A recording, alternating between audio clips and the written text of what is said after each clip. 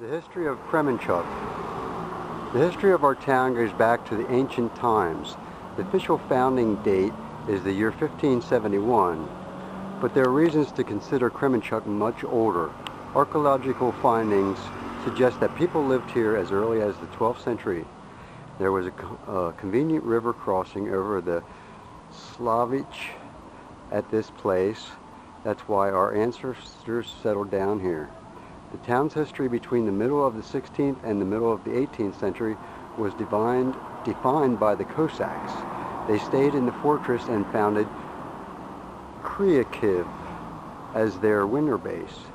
1625, the Cossacks fought here against the Polish troops in the famous Kremenchuk battle.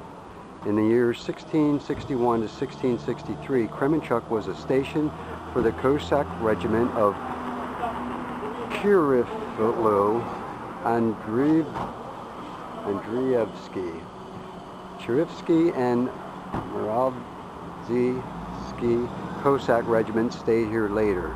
The town began to change rapidly after 1765 as it became the center of the Novorossiyska Hivernia province in the Russian Empire, and later the center of the Katerinoslovaks region and residence of the Prince G.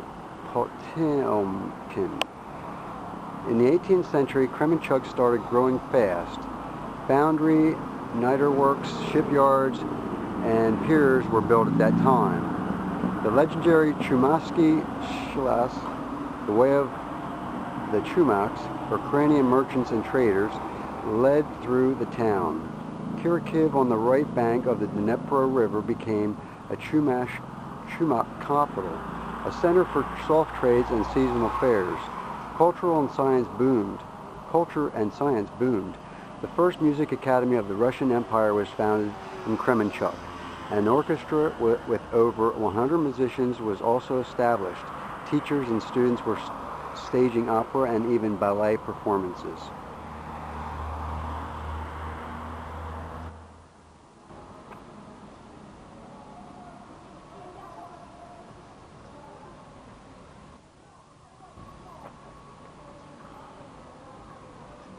The father and son, Bykov Pozhdinakov, made Kremenchuk famous by their inventions in hydraulics and shipbuilding.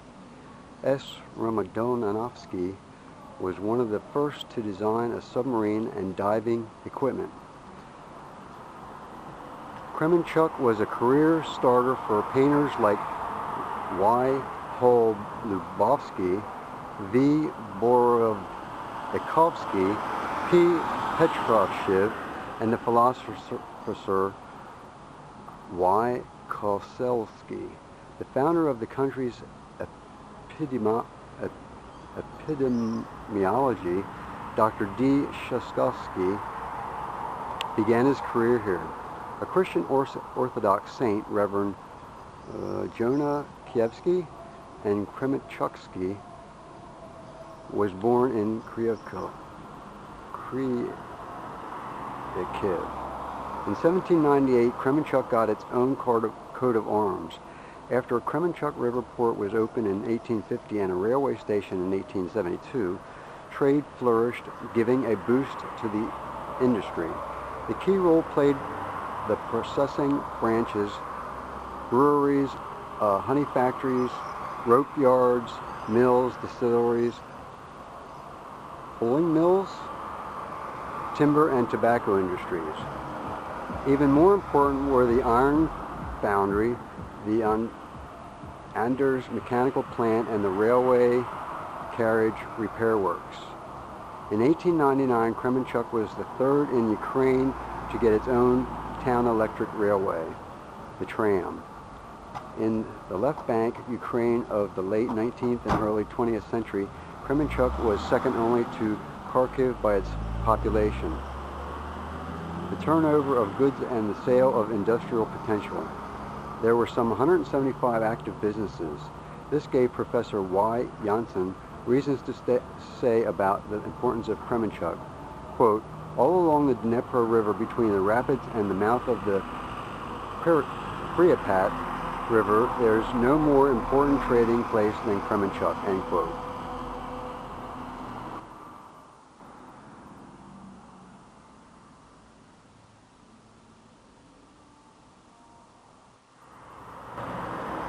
Streets, straight and wide, with buildings of stone, trading areas and galleries, modern and convenient, wonderful architecture of the Uspensky Cathedral, the Spaso-Preobrazhenska Church, and the Town Duma, the shadowy alleys of the town garden, a post office, telegraph and telephone, good medical care, many educational establishments, a theater, a bank, a town newspaper, and a library.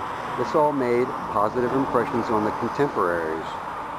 The first historian of the Poltavska Gubernia, M. Arandarenko, wrote, quote, "The beauty and valuable buildings make Kremenchuk the best town in the Hibernia. The character of the town in general is of a European style," end quote. It was no coincidence that Kremenchuk attracted people of culture of that time. L. Utyasov started his singing career. D. Yavornitsky lectured on history. A. Rubinstein played the piano, and A. Durov opened his circus. M. Kalachevsky wrote in Kremenchuk, quote, "The Ukrainian Symphony," end quote. The first historian of the Ukrainian language, P. Zhistevsky, discovered his talent. Kremenchuk is remembered in the biographies of O. Pushkin and T. Shevchenko. The stormy 20th century brought revolutionary changes to Kremenchuk. In 1920, it became the center of the Hibernia for the second time in the town's history. The Great Patriotic War nearly wiped it off the map, but now the waters of the Dnieper River once again reflect the beautiful town, rebuilt by the restless hands of its citizens. For us, Kremenchuk is the best town of the whole planet.